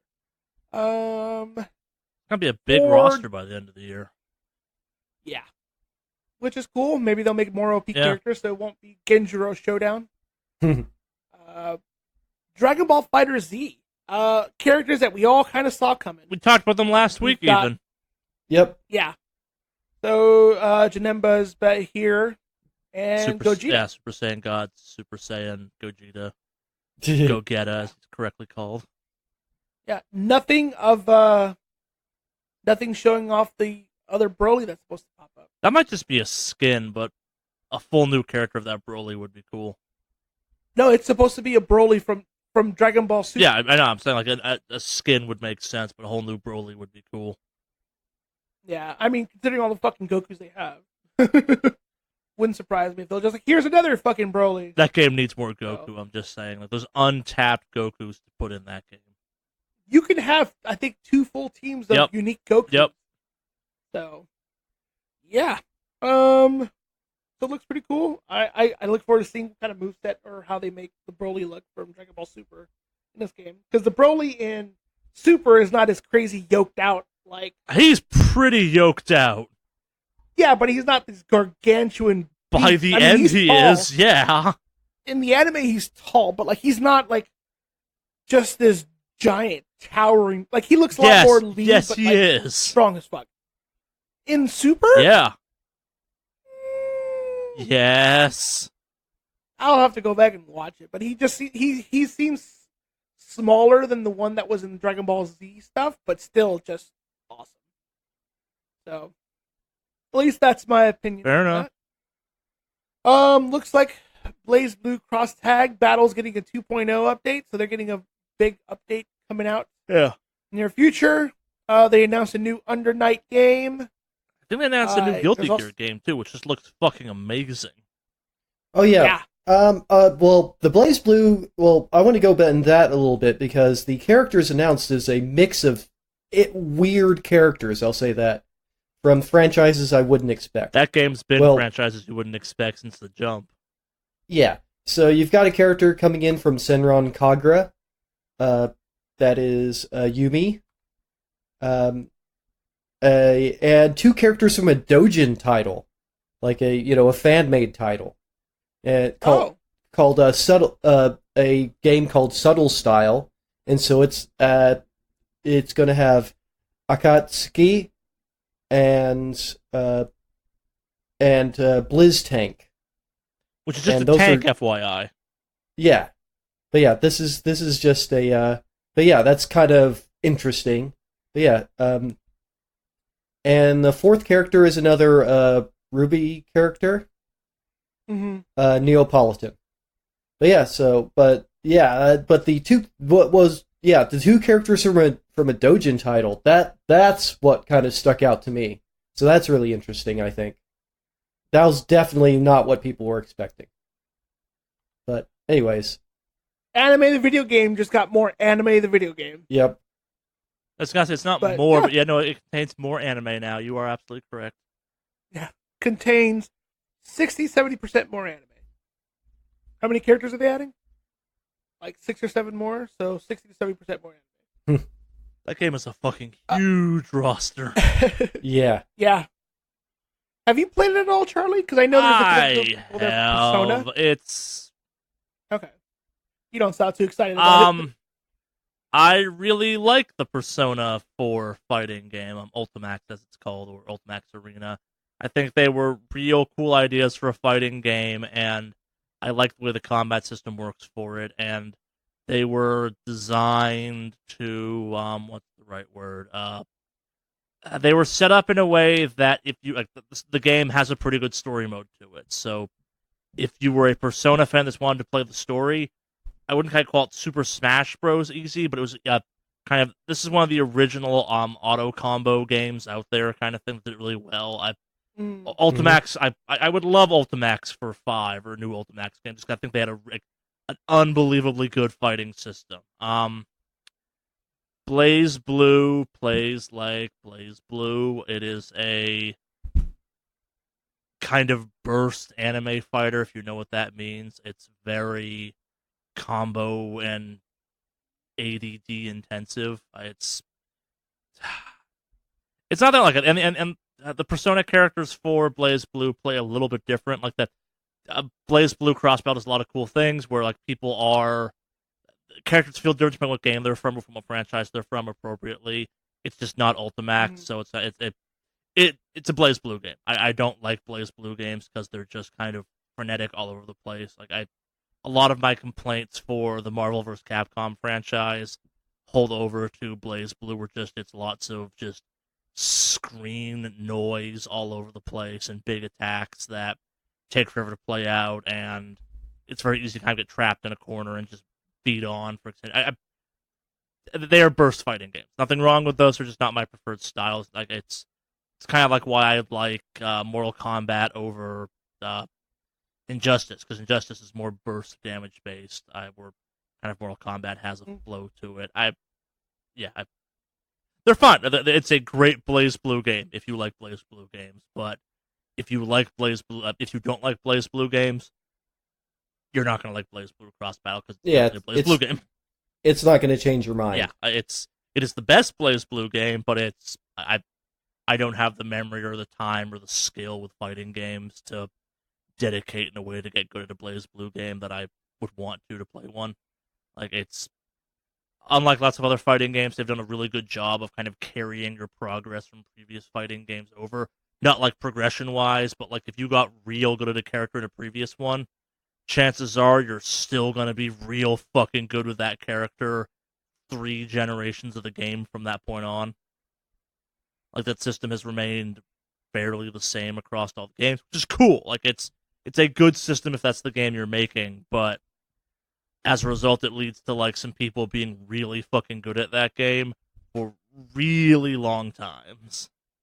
Like I want to say the guy that won Evo a couple years ago had been winning Evo for like the last 5 years or something like that, or something ridiculous long, or like it was coming in top 3 for like multiple years in a row with the same character across like different games.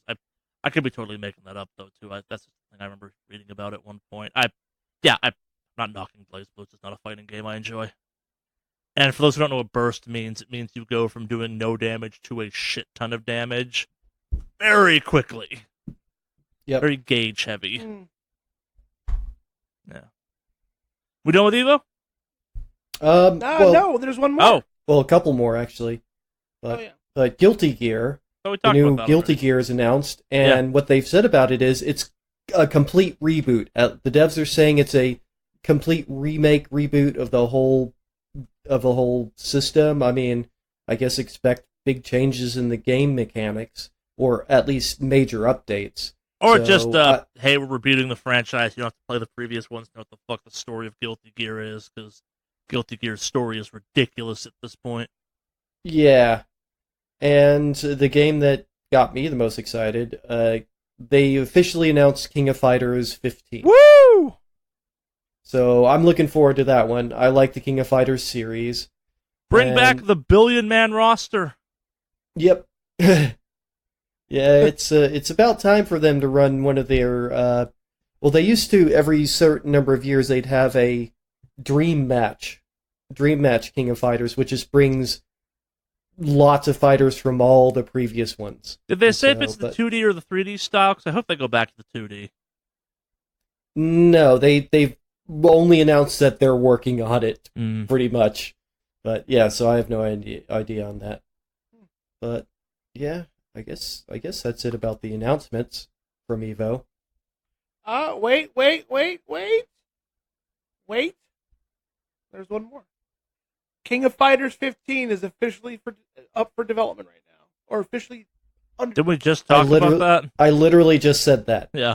Did you? Oh. That's what I was talking about. Pay attention, Alex. My bad. I for a sec. Although I do want to ask you guys this one. Pixels or the? I just asked that too. Well, no, they haven't talked anything about it, but what are your opinions on it? Would you prefer them going back to the old style or using the new, like, was it Unreal 3D? I like 2D. I personally love 2D. Yeah. I don't mind either one. I mean, I felt like the models that they created for the 3D looked good. Yeah, I mean, they were fine. Pretty solid. Whichever one makes that game easier on development at this point, I am hypothetically fine with. I found the Polygon version to be a little bland visually, I guess. Like, they didn't have some of the personality the previous ones have had. They kind of had a dead kind of mannequin fighting mannequin feel to it, I guess, for me. But I don't know. I'm just happy just King of Fighters. Like, for me personally, the fact that we have a 3D King of Fighters and no new Virtua Fighters still, that will always sting a little bit. But as someone who fucking loves Virtua Fighter and will never see another Virtua Fighter ever again, that will always be a twist of the knife where it's like, oh, we're bringing this game into 3D. Why not just make Virtua Fighter? Okay. Sadness. It's probably going to end up. Oh, yeah, probably. Engine. They have the models. Everyone's using Unreal. They have the models.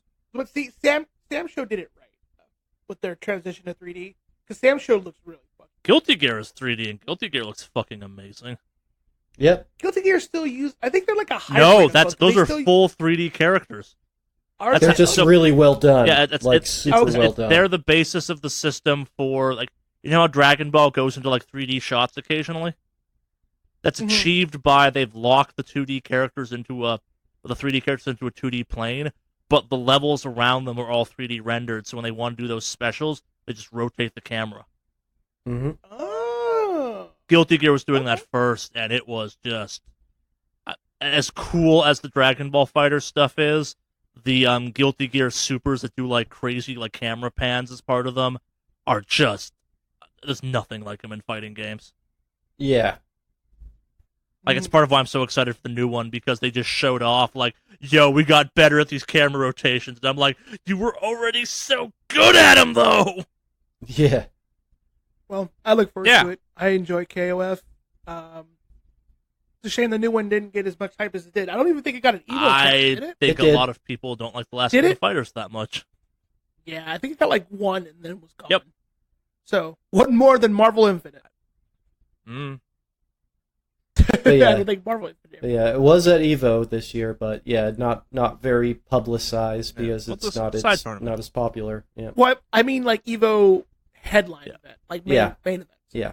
I don't think it had. Did it have a main event? Once, not this year, obviously. Okay. Not this year. Not this year, but yeah. Okay. I think that's everything. Evo. Yep. I think so. All right. We got some more traditional news, I guess, for you now, not Evo talk. Rockstar game testers are now considered full-time employees at Rockstar. This is after several months of us talking about it and lots of other people talking about it, obviously. The one kind of suspect part of this is now that there's no game they're publicly working on, this has happened. Like, there's only suspect because we now have no idea how many testers are actually working at Rockstar. Mm-hmm. You have like 4, it's way easier to have full-time employees. But that's just my cynical brain talking. I wonder if this has anything to do, because this is what Rockstar Lincoln, which is the British studio. This is the one that had a bunch of problems. Yeah, like this was kind of the spear for a bunch of the Rockstar news we talked about. I wonder if this has anything to do with the idea that they just had a fucking expose about their tax. I am sure that there's a link. Yeah, maybe not a direct one, but someone going like, "Man, we could use some good press right now. Let's make a big deal of the fact we have a bunch of full-time employees now that are in this position that wasn't previously." Okay. Mm-hmm. Mm-hmm. Yeah. I will say the one thing I'm reading here that I do enjoy them doing is they're experimenting with flex time, which I've always been a fan of. Flex time is something I wish I'd see in more industries, like the idea that so long as you hit your deadlines, you can work whenever you want, so long as you're available for like meetings and shit like that. Like, my industry kind of experiments with flex time, and it's great. Yeah. Like, you get your hours in, your stuff gets done, just necessarily not exactly the 9 to 5. So, I work 6:30 to 3. There you go. Yeah. That's way too fucking early for me. My dog wakes me up at 5 these days, so it's fine. Oh, well, that makes sense. Yeah. Moving on from that, though. Fig! Remember Fig? No. All right, so for those who don't remember what the fuck Fig was, Fig is an alternative to Kickstarter or Indiegogo or any of those other kind of crowdfunding sites. That the big difference was that rather than just giving them money for free things a la online shopping style, you were investing into the game. And when the game came out, you in theory got a payout as part of it. Well, I'm sure there have been payouts for Fig prior to this one. I'm not sure. 2 of the more high-profile Fig projects, though, were Psychonauts 2 and Wasteland 3. Both of those have had the publishing rights purchased by Microsoft, as a la the E3 press conference this year, and as a result, in kind of a cool twist for Fig investors, the payouts have begun, and I must apologize for being wrong and or cynical on this one. It appears that people will actually be making more than the original estimated payouts for this based on the kind of publishing acquisition via Microsoft. Yeah. We're not going to bore you with all the exact kind of financial jargon for this one, but it's not clear. Yeah. Like, I don't know what the future of Fig is at this point. Like, it never really took off in the way a lot of other stuff did, but also some major games came out of it, turns out. So, yeah. Moving on from that, the ESA has gotten out there and stated that Sony, Microsoft, and Nintendo, the big 3, are going to start disclosing the odds on loot boxes they sell through their stores and through some of their games. Yeah, they'll start requiring developers to include that. This kind of comes on the heels of this announcement. We have the FTC. The FTC, that American government institution, not anything involved in the video game industry typically, got out there and said that, every time you've assumed a streamer's probably lying to you about loot box odds, they're probably lying to you about loot box odds. I mean, I'm sure they have a way of knowing for sure because they've got that inside scoop, and streamers would be totally ethical. I mean, I remember hearing about this one called CS:GO Lotto, which told me about my odds on the chances of winning, and that was well. So, and to take a step back, actually, to the CS:GO Lotto bullshit era, like they never stated what the odds were. They just said stuff like, "Yeah, I'm winning good stuff all the time," which may have been true, but also may have been the result of inflated numbers or tampering, because one of them fucking owned CS:GO Lotto. But two of them did. Yeah, I mean, and so so the FTC, which is the Federal Trade Commission, that's the U.S. federal government. They did a bit of an investigation and essentially got a bunch of streamers to essentially testify, not really testify, but I guess just say that, yeah, these things are happening. This is actually a real thing. They will manipulate them and for the streamers so that the streamers will get more. And so that's what's really interesting. And so they actually said that sometimes a publisher has said that we could do better odds on the packs that this person opens for promotional purposes. And so essentially it will really mislead people because they'll see a streamer opening boxes and the rare stuff will pop up way more often than it should, but because it's been manipulated by the publisher for that streamer. Yeah. So that's really sketch. That's pretty bad, actually. I mean, that's pretty bad. But not great. But I'm glad that a light got shown on it. Yeah. I mean, at least these things are coming out now. I wonder if that's linked to the big three doing the thing. I don't know. I think we've reached a point where people finally understand just how much fucking money streamers are making, and someone's going, okay, but how are they making this much money? I'm sure, like, there's some data out there that says, like, Ninja or someone has been involved in this at some point, but I don't fucking know. I'm not gonna try and slander the dude. It's never the biggest streamers that seem to get wrapped up in this shit. It's always kind of the successful middle tier ones that are hungrier for money, I guess, where it's like, you're still making enough money, but you're not making them big bucks just yet. Mm-hmm. It's things like, it's like, a giant spike in your revenue all of a sudden. Where the hell did that come from? Oh, I did some deals with someone. Okay. What did those deals involve? I'm not trying to shit talk anyone necessarily. I'm just saying, like, we've reached a point of public consciousness of what a streamer is to go, how the fuck are you making that much money? You should not be making that much money for what you're doing. Mm-hmm. Where is all this money coming from? Yep. I still think the fact that you can tip via Twitch is gross.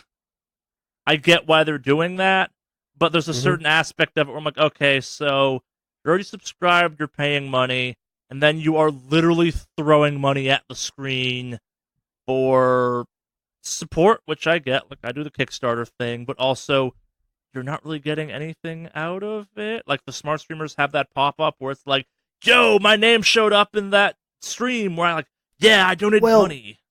I mean, but it's more of the idea of giving money to a content creator. Yeah. Now, you can argue whether or not, certain streamers, or if they're really making good content, but they've invested in the content they're giving to people. Oh no, I'm getting more at the fact, like, once you're subscribed, the idea of giving them more money on top of your subscription, that's always felt weird to me. But, like, I don't give money to streamers that way, so I'm not one to talk. It's the people that I do occasionally, but it's only in, like, subscriptions and stuff. No, and that's what I'm getting at. The subscription thing totally makes sense. Patreon totally makes sense. Like, if you like someone, support someone, it's the tipping system specifically, and then on top of that, like, the bit system where it's like, okay, you already gave Twitch your money, which now I'm going to give some of that to the streamer by going, pshaw, pixels. I mean, it's an avenue, honestly, if people, you don't have to, but some people do enjoy it. I would say go ahead. I don't have any negative on it. I'm not saying it's a bad thing. In my personal view, it's just a little bit weird. It's kind of like I'm not sure how much you guys pay attention to this, but there was a fantastic someone alerted the FCC to essentially the existence of Patreon, and a bunch of people that have been doing like private Snapchats and shit like that got in a shit ton of trouble for not reporting those earnings. Oh yeah, yeah. I remember hearing about that. Yeah. Well, yep. Got to be good. Technically, you're a contractor. Yep. Lot your taxes accordingly. Where to go from there? Let's keep it streamer bend, I guess. So this is probably the weirdest story we've covered in a while because there's a lot of wrong and not a lot of right on this one. But if you've been on the internet and you're following gaming stuff and you're following kind of Borderlands stuff specifically, you've probably already heard about this some, but let us enlighten you on some of the details a bit further. You may have heard that Take-Two essentially sent investigators to a YouTuber's house to file paperwork to tell them to take shit down. This was after, I think it was 7 copyright strikes against the YouTube channel. It turned part of this investigation that happened into this whole ordeal revealed that like Take-Two has been monitoring this person for several months, and it all kind of comes back to this a small YouTuber that suddenly had a lot of insider information about Borderlands 3. Some specific stuff that turned out to be very accurate, like far accurater than it should have been possible at that point in time. And Take-Two and Gearbox have gotten out there and alleged that this person used access to kind of private or hidden streams to essentially, not maybe hack's the wrong word, but acquire information that they should not have been have access to, and when contacted to not share this, chose to share it anyway, kind of thing. And again, like you're now going like, oh, but reporters do that all the time. Reporting is a little bit different. You're not making direct money; you get paid to do your job, and your paper runs the button, runs it. This was kind of falling into this guy had like private discords you had to pay money to get into, where he was revealing shit and stuff like that. It was very much kind of like secrets for sale attitude around it. Which is why the problem exists. Like if it had just been, hey, here it is on YouTube, not a ton of legal precedent for Take-Two and Gearbox at that point. But hey, I'm selling these secrets in a private Discord, that's a little bit more actionable. Yep. And while this guy may have never actually directly hacked a Gearbox or Take-Two kind of website or service or whatever to get it, there have been some talks where like I have Gearbox has gotten in trouble lately by having some private streams of testing stuff go public before they were supposed to or whatever, and then people getting access to them. So it turns out there was a glitch, I think there still is actually, that you can use to backdoor into private streams on older mobile versions of Twitch. Like, they still work, and you can still get access, but a lot of the security measures that exist now don't work. Or the whole privacy setting. And it's possible to kind of, again, it's not necessarily hacking, but it is maliciously accessing something. Like, you are violating terms of service and stuff like that to get access to streams that you're not supposed to have access to. So it's nebulous at best. Yeah, this is a weird area, weird legal area. It's like, yeah, it's they're having to do, and you kind of touched on that as sort of a roundabout way of going after him, because him just leaking the news itself, that's not a crime in itself. But yeah, accessing a stream, which may go against terms of service and things like that, that is the actionable part. Yeah. But apparently one of the things was it was a Twitch account that he just happened to find. Yeah. A username, essentially, that was in a video. That was in a promotional video that basically gave and several other accounts. And you know what? I'm going to say Borderlands 3 shouldn't have been testing their stuff on Twitch anyways. That's kind of weird for them to do. Well, they've got this whole weird Twitch-enabled like app thing that gives you in-game rewards for watching Borderlands shit on Twitch. It's real weird. Yeah. So this whole saga is complicated and odd. You know what? profiting off of some of this stuff, I will say, is kind of shady. But like, if you're put shit on Twitch and then people found it, and you're trying to take legal action on something you put in a public space in the first place, I think that's fucking dumb. Right. But the argument being, it wasn't in a public space; it was in a thing the public did not have access to unless you used an exploit to get to it. No, apparently, I mean that wasn't the case with these Twitch streams. It's just usernames. I think later on it was, but yeah, he's just saying that it'll just a bunch of Twitch accounts, and yeah, if you have the username, you can just bring up that account, and so yeah, so that's the part that's probably going to get in the way of them actually taking any action on it, because obviously his defense lawyers will argue this was made publicly available. They didn't intend for it to be, but they put it on Twitch channels, on several Twitch channels, and that's publicly available. Yeah. So, but yeah, it's kind of weird that they're doing that in the first place, but yeah, this whole saga is kind of weird and confusing. I'm sure it's not the last we've heard on this one. Oh yeah. Yeah. All right, so we got some Epic news. Yeah, let's talk about Epic. Why not?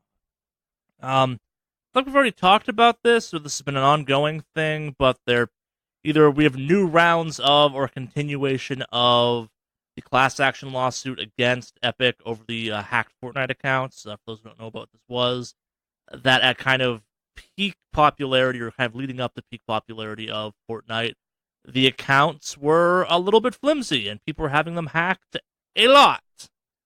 And yeah, well, it was because Epic also had a big breach of data, a massive breach of data. So that basically was collected by you know hackers or whatever. But yeah, that's what it really was. And so yeah, that's the thing. I mean, yeah, it falls on Epic if it was their, they were supposed to be keeping this information secure, but it was breached. Yeah. So this is probably going to go through. Yeah. We'll see what it winds up paying out, and the reality is that they're making so much fucking money right now that it might be better for them to settle out of court. Yep. Yeah. So this is next thing, less to do with Epic, more Epic related. This is pretty to do with Epic, I think. Well, not Epic, the company. Like, it's not their fault. Yeah, but I mean, in the same way that exclusivity is Epic's fault in many people's brains, it is. But kind of the last big controversy of the week we're going to talk about now is the Ooblets controversy. This was technically already raging when we put our podcast up last week, and I just chose not to include it because I wanted to play out more because it seemed real dumb on all sides. So yep, we're going to take a step back and tell you as factually as we can what happened with Ooblets before we get into it, because I think kind of the where we wind up versus what actually happened is the important part of the story, and it's very important to know kind of what the actual story is where you get into kind of the hyperbole around it. So, Ooblets, a small game made by a husband and wife team. I think they're based out of somewhere in the UK, if I remember correctly, has been working on the game Ooblets. It's a cute kind of Animal Crossing meets Viva Pinata meets Pokemon game where you farm and you grow little monster creature things that then get in dance battles with each other. Sounds cute enough and cool enough in my book. I went from not knowing what the fuck this game was to potentially actually getting this game because it sounds cute as hell. Sometime in the last few weeks, Epic Games approached Ooblets and said, "Hey, we'd like to make a deal with you. We'll get you exclusively on our platform, and we will give you a guarantee that you will at least break even on sales when the game comes out, etc., etc." Smart business move on the Ooblets group at that point. Like, it's in indie game devs, the big fear is you don't make back the money you spent developing the game. Henry, this is kind of a no-brainer to a certain. If someone made you this deal in indie devs, you'd probably take it, right? Yeah, absolutely. I mean, that's the thing. It's like, yeah, indie devs. I mean, there's so many right now. The market is very saturated in a lot of ways, and to stand out by any means, and to there again, being able to eat is nice. So yeah, I mean, and there's nothing wrong. There's nothing sketchy about this deal. Yep. I mean, this is a pretty excellent deal. Yeah, it would be great if more indie devs could get this deal kind of thing. Yeah. So they then get out there and trying to get ahead of the Epic Game Store stuff, make this announcement, and that's when shit goes to shit. And so kind of the events that we're going to editorialize some for the sake of brevity and because it's kind of hard to keep track of exactly what happened. But the Ooblets team, the husband and wife, got out there and kind of maybe were a tad snarky, sarcastic in their kind of reactions to the announcement. They did get out there and say, hey, we're going exclusive to Epic, etc., etc. And they had a small Discord going, and kind of they've been interacting with fans really well. Really well being kind of a subjective term. There's been a lot of fan interaction because of the Patreon kind of approach to the game and just kind of the general vibe of who they are, I guess, as developers. And that may be where things went wrong. Because over the weekend, their Discord and kind of emails and interactions exploded into an influx of people that were potential customers and avid consumers of video games just going after these people for the Epic Store thing. And I kind of made a point of using that phrase because they have the Patreon, they have the pre-order numbers, they know how many people in theory care about this game. A lot more people care about this game than have purchased it. Just saying. Yep. Way more. Way more than probably are ever going to purchase it. I think the game looks cute now. I didn't know about it previously, but yeah, I also wasn't involved in this. But so, terrible weekend for the dev team. Like, as part of this, a variety of what appear to be fairly heavily doctored kind of images of text have come out. Like, and part of this conversation, there's been some very valid complaints about the Epic Store raise. Like, and this is kind of a weird split decision because where this one is handled is kind of shitty, but the point raised is good. Allegedly, someone from Malaysia contacted the dev team saying, like, hey, I was going to buy this game for my kid, but the Epic Store doesn't support the Malaysian currency kind of thing. That sucks. And I use the phrase shitty because the picture floating around of this then has a 7-hour time gap. Maybe it's 5 hours. A sizable time gap that shows kind of the initial inquiry, a response, and then more responses that are like, okay, either they took forever to get back or some shit got cut out because you're trying to make this look worse than it actually is. And that's been kind of just across the board for this story. Did either of you two follow this one at all or not really? Yeah, I mean, they came on with, like, of course, there were the usual death threats. Oh, yeah. Over game. And I do not enjoy the fact that we live in a situation where, like, my brain goes, death threats and worse. Yeah. Yeah. Racist and sexist this was abuse. This was like a rephrase of Gamergate's greatest hits. Yep. Yeah. That's what it felt like. It's just totally stupid over something that's like, yeah, okay, yeah, I've said things about, the Epic versus Steam thing, and honestly, but I'm not that bothered by it, to be honest. And definitely not that bothered by it to even complain to a developer, or even say a word to a developer, because, for me, unlike the Malaysian customer that you mentioned, I mean, I can access Steam and Epic equally with no problem. So that's the problem, Took. It's not even clear the Malaysian customer that I mentioned is a real Malaysian customer. Like, so much bullshit went on in this. Like, the number of people... It's hard to tell what's been faked. Yeah. Yep. So, yep. And, yeah, there's just a subset of gamers that are just garbage. I mean, subset of people that are garbage, but now they get a stupidly loud voice because of the internet. I mean, the internet's just a tool, but, yeah, they used it they decided to use it to be assholes. And I chose to vote with my wallet. I bought the game. It looks cute as hell. Yeah. I'll probably consider it. I kind of like the idea. I love the idea. It's Pokemon but with dance battles. Yep. Yeah, it looks cool, and it blows my mind. Why? How could you get so angry about that?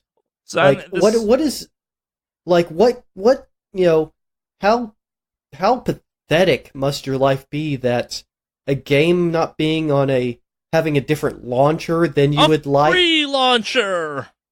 A free launcher. You don't have to pay for either launcher. I mean, and they're both fine. It's not like the Epic launcher is, like, horribly broken and terrible. But China money, Henry! China money! My racism needs a place in video games. Yeah, absolutely ridiculous. I mean, I wish people were this upset about the bullshit with loot boxes yeah, and the pay-to-win I just shit. wish people were this upset about real problems. about actual problems in the world that, people would get this angry about, stuff that actually affects people's real lives. Sorry, this doesn't affect anybody's real life. No, it doesn't. Them being Epic it exclusive. does. The two people making the game, their lives were deeply impacted. But I mean, it doesn't affect any customer's life. Like, none of this would ever affect anything in your life. So why are you so angry about it? And this has been my reaction to the Epic Store outrage all along, to a certain extent. Like, if you live in a country where you can't use your currency to pay the game, I'm real sorry about that. There are some ways to get around that I'm sure you could figure out on your own. Like, that sucks. If the Malaysian client, if the Malaysian purchaser was 100% genuine in their kind of initial intent of like, hey, I can't buy this in my country of home, I do feel bad for you. Yeah, You're also but that's very specific instance. A normal. Yes. But yeah, that's a very specific instance and an actual normal, understandable criticism. Yes. But the rest, death threats and worse, I mean, what? What are you even anything? It's just utterly ridiculous and awful. Makes me glad that maybe the internet wasn't a thing during some of the earlier console wars. Yep. Well, and this isn't even a console war, really. This is a launcher war. This is a launcher war. And I mean, I've already expressed my thoughts on the whole launcher thing. I'm not a huge fan of it. I just won't buy the game. There. End of the day. Done. Yeah. If I really, really like it, maybe. But to be honest with you, I got better things to worry about. I'd be more fucking concerned about the whole thing with Epic's security problem and the fucking leaked account bullshit. That part I'd be more concerned about. I think that's been fixed, but yes. Yeah, no, it's been fixed, but yeah. That part. Oh yes, there are several valid concerns to be had about Epic Store. There are several valid concerns to be had about the Steam Store. There are valid concerns about every digital platform you use. Like, Sony had that giant breach a couple years back. Oh yeah, Sony's was a fucking train wreck. Hell, even now, to this day, I don't have my credit card information saved on the PayPal. fucking Sony. Fuck that shit. Yeah, that whole instance made me start using PayPal more than I ever did previously. Yeah. There's this other one I heard about, but I don't remember what it's called, but it lets you generate virtual credit card numbers. Yes, that site is kind of sketch. And you can set a specific... Oh, is it now? Think about what it's doing, and think about how it's probably doing that. It's still storing your credit card. It's... Well, from the one I remember seeing, you could actually prepay it into a virtual card, and then that's it. It's still got your credit card information then, though. Yeah. Well, in a way, PayPal has. Yeah, but PayPal has verbiage about guaranteeing your safety. Like, they are a more suable thing. Like, check the terms of service on the fake credit card site. Like, they have the Venmo situation going on where it's like, people leave money in us all the time, and we don't tell you what we do with that money. In Venmo's case, it's investing it and then making money off of the money they're holding for you, but that's a separate topic. I use Venmo, and I just immediately move the money. Yeah, most people do, but also not everyone does. Like, they have managed to successfully get people to buy into this whole Venmo wallet thing, which is a thing you can do. Yeah, I have not done that. I don't have Venmo. And a lot of people I know have it. I'm just not interested in it. I'm not going after Venmo. They offer a very successful service in a weirdly void of options kind of way of doing monetary transfers, especially in this world with a billion bullshit bank accounts that won't talk to each other. But yeah, my point just being that they by using Venmo, you have kind of signed away your rights to say what they do with the money while they're holding it. And not everyone does the holding money in Venmo thing, but a lot of people do. Like if you leave Venmo money sitting in Venmo for more than a day, it gets used probably, at least in some small way. And that's like anytime you pay money into a website, you are giving them money for nothing. Like that money has to get spent on something eventually. That's how PSN bucks or Z bucks or Blizzard Gold or Bitcoins technically work. You're assigning a digital numeric value, a value of financial currency that will get depleted over time. But a lot of them don't have a concept of guaranteeing that they'll kind of keep you safe. Like remember, purchases through PayPal, if they get stolen and it's not your fault, PayPal will help you replace the thing that got stolen if you pay through them. Like it's kind of like the security. It's like identity theft via PayPal is something PayPal deals with the same way banks do. I suspect the kind of fake credit card sites don't. Yeah. It's like the websites that do the fake email addresses to sign up for shit. You have no idea what they're doing with those email addresses when you're not using them. Probably nothing bad, but also like, hey, they're doing stuff. But I digress significantly. That does it for news this week, unless someone wants to talk more about the topic at hand. Cool, because we got an email this week. Nice. Oh, word? Yep. If you want to send us an email, Alex, what email address would you send that to? You would send that to the official Wicked Awesome Cast Gmail, which is wickedawesomecast@gmail.com. What's that email again, Henry? That is wickedawesomecast@gmail.com. Down in the show notes, spelled as it sounds, etc. wickedawesomecast@gmail.com. It's a great email. We promise nothing but good things from emailing us. Like, we'll read it on the podcast if we think it's fun. This one's pretty fun. Hey, Wicked Awesome Cast. I'm not sure how close you've been following the fallout of certain recent events, but as part of this, I have learned of something called Porno Grind, which is apparently some type of music. Despite your podcast's best efforts, I do not really know anything about metal, and I'm too afraid to look up what Porno Grind is. Honestly, I'm not comfortable with having any of you explain the concept either, but here we are. Jess. Porno It is grind? a subgenre of grindcore, which is a subgenre of metal. Like, it is like sexually grindcore explicit grindcore. Like, it is teenage hormones put into music. Like, it is fucking songs about, like, putting your dick in bagels and shit like that. It's real, not great stuff. So it's basically puberty on sheet music. Yeah, except that grindcore doesn't have sheet music. It's just kind of scrawled on the side of used circ saw blades and shit like that, because that's how grindcore be. Yeah, grindcore is a crazy genre to begin with. I'll just say that. The farther down the metal tree you go, the kind of more split up genres get into increasingly specific things. Like, grindcore in itself is already kind of specific and hard to describe. Is it technically an offshoot of black metal? I don't even know. Yeah, it's definitely an offshoot of metalcore, which is its own kind of nutty subgenre, which is like metal that takes itself way too fucking seriously, and then grindcore is like metal that takes itself way too fucking seriously and like is angry about how seriously it takes itself.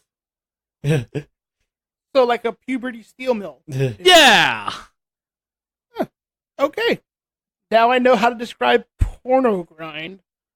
Whatever. After a quick Googling to put grindcore in perspective, grindcore is an extreme fusion of heavy metal and hardcore punk that originated in the 1980s, drawing inspiration from abusive-sounding musical such as thrashcore or crust punk, hardcore punk, extreme metal, and industrial. Yeah, that sounds about right. Oh, okay, so it's got elements of punk, like Good Charlotte. Yes, there's a lot of good Charlotte in Grindcore. Absolutely. Okay, cool. Yeah. I can get down with some good Charlotte, some Avril Lavigne. Those are some There is good a Grindcore, ton of Avril Lavigne in Grindcore. Good. But now I can make the relation. Okay, cool. Sometimes it's a little heavy for my taste, but I'll give it a go. I'm trying to think of a Porno Grinds version of Avril Lavigne songs would be. All I'm coming up with is like just real horrified, fucked up murders. Yeah. Porno Grind is what sex serial killers listen to. That's why I'm gonna leave it at this one. BTK would have been real into Porno Grind. Not sure about Manson, but BTK definitely. Yeah. There's a free emails this week. Thank you for that one. That one was great. Talk about weird metal on this podcast again. Yeah. Yeah. Educating Alex. Anything you two want to talk about before we get out of here? I'm hoping to get the PC build up, and if it does, streaming will continue.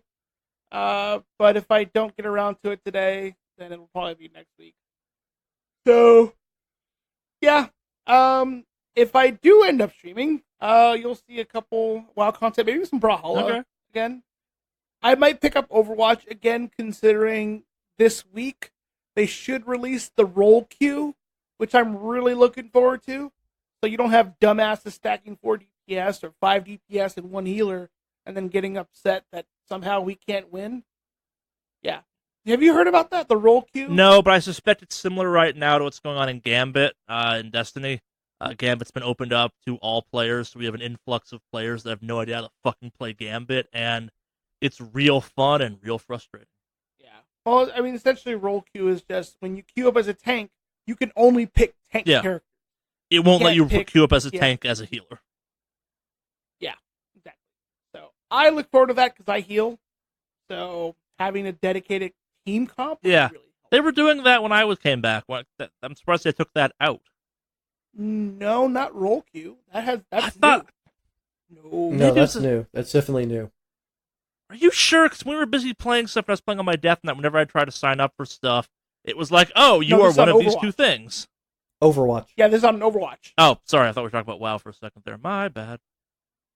Yeah, no, this is on Overwatch where you pick a tank. You're in a tank. Yep. Role. Like, that's it. Sorry. Yeah, I heard Blizzard and assumed. Wow. My bad. Yeah. My bad. That's cool. Yeah. It's weird you need that in a fighting in a FPS. Yes, I get why you need it, but the idea that we're like, man, need 2 more healers for team comp for Overwatch. That's a strange sentence. Destiny has that bullshit going on right now too, a little bit. Everyone wants the DPS. Yeah. We have the issue right now where like warlocks are a little bit broken in Destiny. They're very powerful, and like you kind of need them for raiding. All right, you're Warlock Master Race. I forgot about that. Yep. Get ready to play a lot of get ready to put down a lot of rifts and never use your super for offense. Just FYI. Know your role, Warlock. That's fine. I play support already.